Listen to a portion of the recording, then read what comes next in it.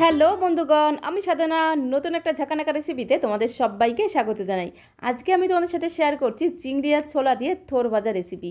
এর আগে আমি তোমাদের সাথে থোরের অনেকগুলো রেসিপি শেয়ার করেছি। প্রত্যেকটা রেসিপি তোমরা সবাই অনেক অনেক ভালোবেসেছো, অনেক পছন্দ করেছো। বাট আজকে আমি তোমাদের সাথে শেয়ার করছি চিংড়ি আর ছোলা দিয়ে থোর ভাজা রেসিপি, যেটা গরম গরম ভাতের সাথে খেতে যেমন দুর্দান্ত লাগে, গরম গরম রুটি, পরোটা, লুচির সাথে খেতেও অসাধারণ টেস্টি লাগে। তো রেসিপিটি প্রথম থেকে শেষ পর্যন্ত দেখার জন্য তোমাদের কাছে অনুরোধ রইল। তো চলো দেখে নেওয়া যাক আজকের রেসিপি থোর ভাজা। তো বন্ধুগণ, থোর ভাজা করতে থোর তো অবশ্যই লাগবে। তো এখানে আমি নিয়েছি 1 পিস থোর। এই থোরটাকে 2-3 দিন আগে এনে রাখা। তো তোমরা যদি থোরটাকে 2-3 দিন ধরে রেখে দিতে চাও, তাহলে থোরটাকে কিন্তু এইভাবে থোরের যে খোলা বা বাকল আছে সেটা সমেত কিন্তু রেখে দিতে হবে, তবেই কিন্তু থোরটা 2-3 দিন ভালো থাকবে। তো এখন এই থোরের এই বাকল বা খোলাটাকে ঠিক এইভাবে একদম ঝাঁকানাকা করে বেছে নিতে হবে। তারপরে থোরটাকে খুব সুন্দর করে ধুয়ে পরিষ্কার করে নিতে হবে। এইবারে থোরটাকে কেটে নিতে হবে। তো তার জন্য এখানে একটা ছুরি নিয়েছি। ছুরি দিয়ে খুব সুন্দর করে একদম ঝাঁকানাকা করে মাঝখান থেকে এইভাবে থোরটাকে কেটে নিতে হবে। আর থোরটা কাটার পরে দেখবে থোরের মধ্যে এরকম একটা সুতোর মতো অংশ থাকে, সেটাকে কিন্তু অবশ্যই ফেলে দিতে হবে, না হলে থোরটা কিন্তু খেতে একদমই ভালো লাগবে না। এখন এই থোরটাকে প্রথমে গোল গোল পাতলা পাতলা করে স্লাইস করে কেটে নিতে হবে। তারপরে থোরটাকে এইভাবে একদম ঝিরিমিরি করে কুচিয়ে নিতে হবে। তো আমি এখানে ছুরি দিয়ে খুব সুন্দর করে একদম ঝাঁকানাকা করে থোরটাকে কুচিয়ে নিয়েছি। তোমরা তোমাদের সুবিধা মতো বটি দিয়েও থোরটাকে কুচিয়ে নিতে পারো, তাতে কোনো সমস্যা নেই। আর এদিকে দেখো একটা গামলার মধ্যে বেশ কিছুটা জল নিয়েছি। জলের মধ্যে বেশ অল্প পরিমাণে একটু হলুদ গুঁড়ো দিয়ে খুব সুন্দর করে জলের সাথে মিশিয়ে নিতে হবে। আর থোরটাকে কেটে কেটে সঙ্গে সঙ্গে কিন্তু এই হলুদ জলের মধ্যে ভিজিয়ে রাখতে হবে, তাহলে থোরটা আর কালো হয়ে যাবে না। তো বন্ধুগণ, দারুণ টেস্টি এই থোর ভাজা করতে মেইন যে উপকরণগুলো লাগবে সেটা একটু তোমাদের দেখিয়ে দিচ্ছি। এখানে দেখো একটা নারকেলের অর্ধেকটা মালা কুড়িয়ে নিয়েছি পরিমাণ মতো ছোলা। ছোলাটাকে আগের দিন রাতে জলের মধ্যে ভিজিয়ে রেখেছিলাম। পরের দিনে প্রেসার কুকারে 2 থেকে 3টে সিটি মারলেই দেখবে ছোলাটা খুব সুন্দরভাবে সেদ্ধ হয়ে যাবে। তো পরিমাণ মতো ছোলা সেদ্ধ লাগবে, আর লাগবে পরিমাণ মতো চিংড়ি। চিংড়িটা কিন্তু অবশ্যই লাগবে। তো এখন থোরটাকে সেদ্ধ করে নিতে হবে, তার জন্য চলে আসতে হবে কড়াইয়ের কাছে। গ্যাসের ফ্লেমটা জ্বালিয়ে দিয়ে এখানে একটা কড়াই বসিয়ে দিয়েছি। কড়াইতে দিয়ে দিলাম মাত্র 2 কাপের মতো জল। জলটা এমনভাবে দিতে হবে যাতে থোড়ের সাথে শুকিয়ে যায়, এক্সট্রা জল যেন না থাকে। জলের মধ্যে সামান্য পরিমাণে লবণ আর হলুদ গুঁড়ো দিয়ে খুব সুন্দর করে একদম ঘোটানাটা করে মিশিয়ে নিলাম। এখন আগে থেকে থোরটাকে একদম ঝিরিমিরি করে কুচিয়ে রেখেছিলাম, সেই ঝিরিমিরি থোরটাকে কড়াইতে দিয়ে দিতে হবে। তো দেখো সমস্ত ঝিরিমিরি করে কেটে রাখা থোরটাকে কড়াইয়ের মধ্যে দিয়ে দিলাম। তারপরে খুব সুন্দর করে একদম ঘোটানাটা করে লবণ আর হলুদ জলের সাথে থোরটাকে মিশিয়ে নিতে হবে। আর জলের পরিমাণটা একদম অল্প করে দিতে হবে। জলটা এমনভাবে দিতে হবে যাতে থোরের সাথে শুকিয়ে যায়, অথচ থোরটাও খুব ভালোভাবে সেদ্ধ হয়ে যায়। তো ঢাকনাটা বন্ধ করে প্রথমে 2 মিনিট একটু সেদ্ধ করে নিয়েছি। 2 মিনিট পরে ঢাকনাটা খুলে একবার এইভাবে থোরটাকে একটু নেড়ে ছেড়ে দিতে হবে, তাহলে থোরটা সব দিক থেকে খুব ভালোভাবে সেদ্ধ হয়ে যাবে। আবারও 2 মিনিটের জন্য একটু ধামাচাপা দিতে হবে, মানে ঢাকনাটা বন্ধ করে আরও 2 মিনিট সময় ধরে থোরটাকে সেদ্ধ করে নিতে হবে। তো এখন আমি তোমাদের আরও 2 মিনিট পরে ঢাকনাটা খুলে দেখাচ্ছি। থোরটা দেখো খুব সুন্দরভাবে সেদ্ধ হয়ে গেছে, আর জলটা দেখো থোরের সাথে শুকিয়ে গেছে। এখন খুন্তি দিয়ে থোরটাকে এইভাবে একটু ঝাঁকানাকা করে আধ ভাঙা করে দিতে হবে। এইভাবে খুন্তি দিয়ে চেপে চেপে একটু আধ ভাঙা করে দেবো, তাহলে থোরটা খেতে দারুণ টেস্টি লাগবে।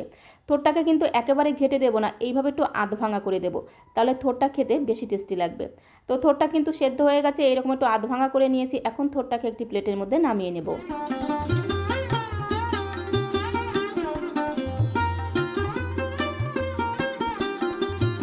আর এদিকে দেখো কড়াইটা গরম হয়ে গেলে কড়াইতে দিয়ে দিলাম 2 চামচ রিফাইন্ড অয়েল। রান্নাটা আমি সাদা তেলে করছি, তোমরা চাইলে কিন্তু সর্ষে তেলেও করতে পারো, তাতে কোনো সমস্যা নেই। তেলের মধ্যে দিয়ে দিলাম সামান্য পরিমাণে একটু লবণ। লবণটাকে খুব সুন্দর করে একদম ঘোটানাটা করে তেলের সাথে মিশিয়ে নিতে হবে। তারপরে যে আলুটা এইভাবে ছোট্ট ছোট্ট পিস করে কেটে রেখেছিলাম সেই আলুটাকে দিয়ে দেবো।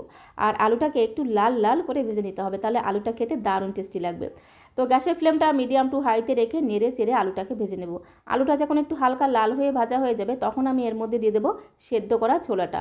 মানে আলু আর ছোলাটাকে একসাথে একটু ভেজে নেব। তাহলে ছোলাটা যদি এইভাবে একটু ভেজে নিয়ে যায়, তাহলে ছোলাটা খেতেও কিন্তু দারুণ লাগবে। তো আলু আর ছোলাটাকে ঠিক এইরকম একটু লাল লাল করে ভেজে নিয়েছি। এখন একটি পাত্রে তুলে নেব।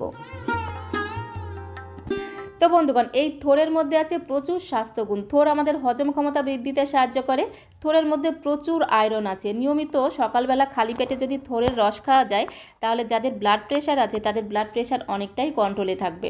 তো এই রকম প্রচুর গুণাগুণ রয়েছে থোরের মধ্যে।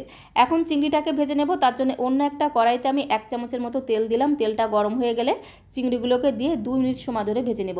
চিংড়িটাকে খুব বেশি ভাজবো না, তাহলে চিংড়িটা খেতে একদমই ভালো লাগবে না। 2 মিনিট সময় ধরে খুব সুন্দর করে নেড়ে চেড়ে চিংড়িটাকে ভেজে নিয়েছি। এখন একটি পাত্রে তুলে নেব। আর এদিকে দেখো কড়াইতে আমি আলু আর ছোলা ভেজেছিলাম। বাকি যে তেলটা ছিল সেই তেলের মধ্যে আরও 1 চামচ দিয়ে দিলাম তেল। এখানে 2 চামচের মতো তেল আছে। একটা শুকনো লঙ্কা ফোড়ন দিলাম, দিয়ে দেবো 1/2 চামচ গোটা জিরে ফোড়ন। তারপরে আমি এর মধ্যে দিয়ে দেবো কিছুটা গোটা গরম মশলা ফোড়ন। একটু গোটা গরম মশলা ফোড়ন দিলে ফ্লেভারটা অসাধারণ হবে। 3টে এলাচ, লবঙ্গ, দারচিনি ফোড়ন দিয়ে দিলাম আর দিয়ে দেবো 2টো তেজপাতা। এখন খুব সুন্দর করে ফোড়নটাকে একটু নেড়ে চেড়ে ভেজে নেব। ফোড়ন থেকে যখন খুব সুন্দর একটা ভাজা ঘ্রাণ বেরোবে তখন আমি এর মধ্যে দিয়ে দিচ্ছি 4 থেকে 5টা চেরা কাঁচা লঙ্কা। ঝালটা তোমরা যে যেমন ঝাল খেতে পছন্দ করো সেই অনুসারে এখানে ঝালটা অ্যাড করে দেবে। তো তারপর এর মধ্যে দিয়ে দিতে হবে রসুন কুচি। 5 থেকে 6 কোয়ার মতো রসুনকে একদম ঝিরিমিরি করে কুচিয়ে রেখেছিলাম। সেই ঝিরিমিরি রসুনের কোয়াগুলো দিয়ে খুব সুন্দর করে একদম নেড়ে চেড়ে লাল লাল করে ভেজে নিতে হবে। রসুন থেকে কাঁচা গন্ধ চলে যাবে। যখন রসুন থেকে খুব সুন্দর একটা ভাজা ঘ্রাণ বেরোবে তখন এর মধ্যে দিয়ে দিতে হবে পেঁয়াজ কুচি। একটা মিডিয়াম সাইজের পেঁয়াজকে এইরকম একদম ঝিরিমিরি করে কুচিয়ে রেখেছিলাম। এখন ঝিরিমিরি পেঁয়াজটাকে দিয়ে খুব সুন্দর করে নেড়ে চেড়ে একটু লাল লাল করে ভেজে নিতে হবে। তো দেখো পেঁয়াজ রসুনটাকে একটু লাল লাল করে ভেজে নিয়েছি। এখন আমি এর মধ্যে অল্প কিছু গুঁড়ো মশলা অ্যাড করে দেবো। প্রথমে দিয়ে দিলাম স্বাদ মতো লবণ, পরিমাণ মতো হলুদের গুঁড়ো, দিয়ে দেবো 1 চামচের 3 ভাগের 1 ভাগ জিরের গুঁড়ো, 1 চামচের 3 ভাগের 1 ভাগ ধনিয়া গুঁড়ো আর 1 চামচের 3 ভাগের 1 ভাগ দিয়ে দেবো কাশ্মীরি লাল লঙ্কার গুঁড়ো। কাশ্মীরি লাল লঙ্কার গুঁড়োতে ঝাল হবে না, খুব সুন্দর একটা রং হবে। অল্প পরিমাণে জল দিয়ে পেঁয়াজ রসুনের সঙ্গে এই গুঁড়ো মশলাটাকে একটু কষিয়ে নেব। গ্যাসের ফ্লেমটা মিডিয়াম টু লোয়ে রেখে খুব সুন্দর করে মশলাটাকে কষিয়ে নিতে হবে। তো দেখো মশলাটাকে খুব ভালো করে কষিয়ে নিয়েছি। এখন আমি এর মধ্যে দিয়ে দেবো নারকেল কোড়া। একটা নারকেলের অর্ধেকটা মালা পুরোটাই আমি কুড়িয়ে রেখেছিলাম। তো এখানে বড় চামচের 4 চামচ নারকেল কোড়া আছে। নারকেলটাকে খুব ভালো করে হাত দিয়ে চটকে দিতে হবে, তাহলে দারুণ টেস্ট হবে। থোড়ের সাথে নারকেলটা দারুণ যায়। একটু যদি নারকেল দেওয়া যায় খেতে কিন্তু অসাধারণ টেস্টি হয়। তো নারকেলটাকে দিয়ে মিনিট খানেক একটু ভেজে নিতে হবে। তারপরে এর মধ্যে দিয়ে দিতে হবে সেদ্ধ করা থোড়টা। তো সেদ্ধ করা থোড়টা দিয়ে দিলাম। তারপরে খুব সুন্দর করে একদম ঘোটানাটা করে সমস্ত মশলার সঙ্গে থোড়টাকে মিশিয়ে নিতে হবে। তো আমার অনেক বন্ধুরা প্রায়ই আমাকে কমেন্ট করে বলো যে এটাকে থোড় বলে না, তারা অন্য নামে চেনে এটাকে। তো বিভিন্ন অঞ্চলের মানুষরা বিভিন্ন নামে চেনে থোড়টাকে, আমরা এটাকে থোড়ই বলি। তো দেখো থোড়টাকে খুব সুন্দর করে মশলার সঙ্গে একদম নেড়ে চেড়ে মিশিয়ে নিয়েছি। এখন আমি এর মধ্যে ভেজে রাখা আলু আর ছোলাটাকে দিয়ে দিলাম। আলু আর ছোলাটাকে দিয়ে আবারও থোড়ের সাথে খুব ভালো করে মিশিয়ে নেব। তো এইভাবে যারা আগে কখনো থোড় ভাজা খাওনি একবার হলে এইভাবে থোড় ভাজা খেয়ে দেখতে পারো, স্বাদ মুখে লেগে থাকবে। মানে একবার যদি এইভাবে থোড় ভাজা বানিয়ে খেয়েছি তো বারবার বানিয়ে খেতে ইচ্ছে করবে, দুর্দান্ত টেস্টি খেতে হয়। তো দেখো এর মধ্যে আমি ভাজা চিংড়িগুলোকে দিয়ে দিলাম। ভাজা চিংড়িগুলোকে দিয়ে আবারও খুব ভালো করে মিশিয়ে নেব। তো বন্ধুগণ এর আগে আমি তোমাদের সাথে থোড়ের অনেকগুলো রেসিপি শেয়ার করেছি। থোড় বাটা, থোড় ঘন্ট, থোড়ের মুইঠা, প্রত্যেকটা রেসিপি জাস্ট অসাধারণ টেস্টি খেতে হয়। প্রত্যেকটা রেসিপির লিঙ্ক আমি ডেসক্রিপশন বক্সে দিয়ে দেবো, তোমরা চাইলে দেখে নিতে পারো। তো ঢাকনাটা বন্ধ করে মানে ধামাচাপা দিয়ে আরও 4 থেকে 5 মিনিট সময় ধরে আমি থোড়টাকে রান্না করে নিয়েছি। তো এখন আমি তোমাদের আরও 4 থেকে 5 মিনিট পরে ঢাকনাটা খুলে দেখাচ্ছি। ঢাকনাটা খুলে আরও একবার খুব সুন্দর করে নেড়ে চেড়ে মিশিয়ে নিতে হবে।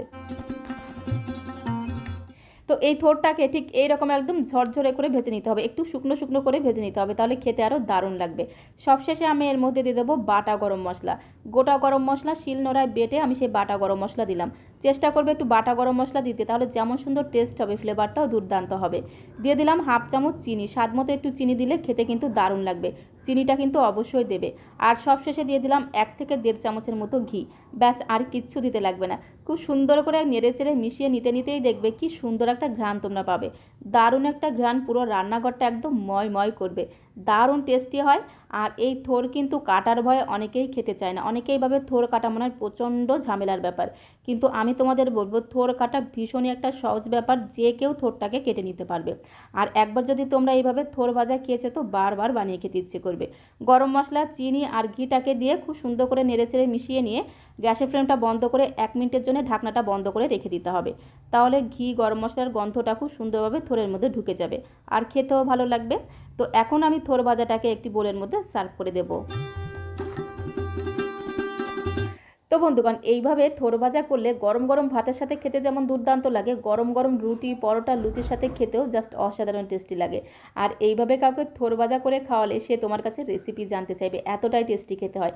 উপর দিয়ে একটু কাঁচা লঙ্কা দিয়ে সাজিয়ে দিলাম, দেখতে কিন্তু দারুণ লাগে। তো আজকের এই থোর ভাজা রেসিপিটা তোমাদের কাছে কেমন লাগলো অবশ্যই কমেন্ট বক্সে লিখে জানিও। ভালো লাগলে প্লিজ একটা লাইক, কমেন্ট আর শেয়ার করে দেওয়ার অনুরোধ রইল। তো আজকের মতো এই পর্যন্ত, সবাইকে অসংখ্য অসংখ্য ধন্যবাদ।